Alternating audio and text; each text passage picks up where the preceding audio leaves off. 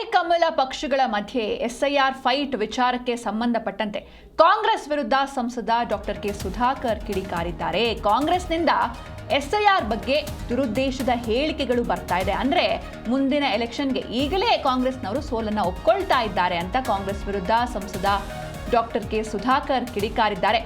ನಾಳೆಯ ಸೋಲಿನ ಪರಾಮರ್ಶೆಗೆ ಈಗಲೇ ಮಾತುಗಳು ಬರ್ತಾ ಇದೆ. ಬಲವಂತದಿಂದ ಮತವನ್ನ ಹಾಕ್ಸೋಕೆ ಆಗಲ್ಲ ಅಂತ ಅವರು ರಿಯಾಕ್ಟ್ ಮಾಡಿದ್ದಾರೆ.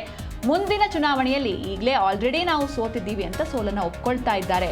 ಜೊತೆಗೆ ನಾಳೆಯ ಸೋಲಿನ ಪರಾಮರ್ಶೆಗೆ ಏನ್ ಕಾರಣ ಕೊಡಬಹುದು ಅಂತ ಈಗಲೇ ಅವರು ಮಾತನಾಡ್ತಿದ್ದಾರೆ.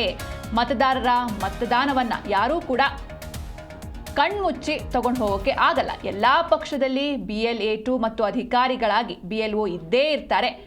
ಯಾರ ಸಾವಾಗಿದೆ ಅಂತವರ ಹೆಸರನ್ನ ಮತದಾರರ ಪಟ್ಟಿನ ತೆಗೀತಾರೆ ಅಷ್ಟೇ. ವ್ಯಾಲಿಡ್ ವೋಟರ್ಸ್ಗಳು ಇದ್ದೇ ಇರ್ತಾರೆ ಅಂತ ಅವರು ರಿಯಾಕ್ಟ್ ಮಾಡಿದ್ದಾರೆ.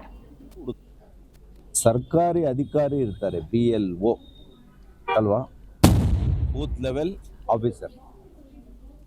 ಸೊ ಅವ್ರು ಎಲ್ರಿಗೂ ತೋರಿಸಿ ಯಾರು ಸಾವಾಗಿದೆ ಅಂಥವರ ಹೆಸರನ್ನು ತೆಗಿತಾರೆ. ಸಾವಾಗಿರೋದು ಇರಬೇಕಾ ಮತಪಟ್ಟಿಯಲ್ಲಿ, ಅದನ್ನು ತೆಗಿತಾರೆ. ಯಾರು ಬೇರೆ ದೇಶದಲ್ಲಿ ನೆಲೆಸಿರ್ತಾರೆ, ಬೇರೆ ಊರಿನಲ್ಲಿ ನೆಲೆಸಿರ್ತಾರೆ ಅಂಥವ್ರ ಹೆಸರು ಇಲ್ಲೂ ಇದ್ದು ಅಲ್ಲೂ ಇರಬೇಕಾ, ಎರಡು ಕಡೆ ಇರಬೇಕಾ, ಅದನ್ನು ತೆಗಿತಾರೆ. ಇದನ್ನು ಬಿಟ್ಟು ಆ ಗ್ರಾಮದಲ್ಲಿರುವಂಥವ್ರು, ಆ ಬೂತಲ್ಲಿರ್ತಕ್ಕಂಥವ್ರನ್ನ ತೆಗಿಲಿಕ್ಕೆ ಸಾಧ್ಯನೇ ಇಲ್ಲ. ಹಂಗಿದ್ರೆ ಬೇರೆ ಬೇರೆ ಪಕ್ಷದವರು ಕಂಪ್ಲೇಂಟ್ ಮಾಡಲ್ವಾ? ಹಾಗಾಗಿ ಇದು ದುರುದ್ದೇಶದಿಂದ ಕೊಡ್ತಾ ಇರ್ತಕ್ಕಂಥ ಹೇಳಿಕೆ. ಬಿಟ್ಟರೆ ಕಾಂಗ್ರೆಸ್ನವರು ಅವರು ಚುನಾವಣೆಯಲ್ಲಿ ಈಗಲೇ ಸೋತಿದ್ದೀವಿ ಅಂತೇಳಿ ಅವ್ರ ಅರ್ತಿರೋದ್ರಿಂದ ನಾಳೆ ಸೋಲಿನ ಪರಾಮರ್ಶೆ, ನಾಳೆ ಸೋಲಿಗೆ ಏನು ಕಾರಣ ಕೊಡ್ಬೋದು ಅಂತೇಳಿ ಈಗಲೇ ಹುಡುಕೊಳ್ತಾವ್ರಷ್ಟೆ.